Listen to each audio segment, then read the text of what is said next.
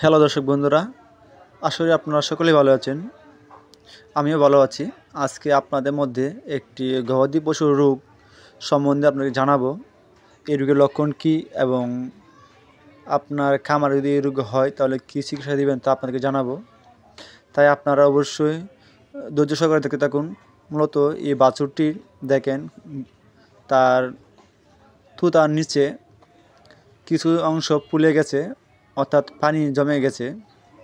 এটা মূলত হলো কলিজা কৃমি আক্রান্ত হলে এটি হয়, অর্থাৎ লিভার রোগ। মূলত এই বাছুরটি একটি লিভার রোগে আক্রান্ত।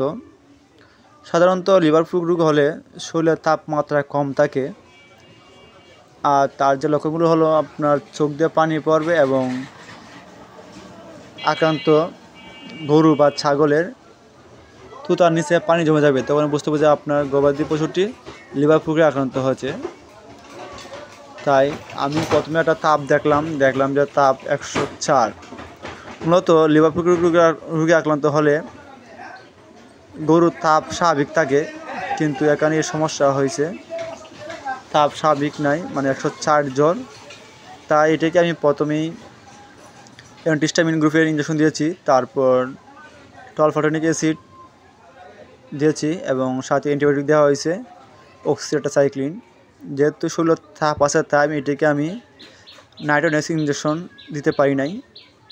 এরা মূলত আপনার এখন চিকিৎসা না করলে কমবে বা 2 দিন পরে হলে এমনি অটোমেটিকলি কমে যাবে।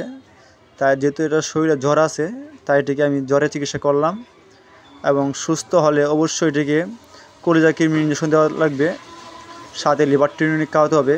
কারণ এই সমস্যা হলে গরুর পাতলা পায়খানা হয়, খাওয়া দাওয়া কম খায়, কিন্তু বাছুরটি ঠিকমতো বাড়ে না।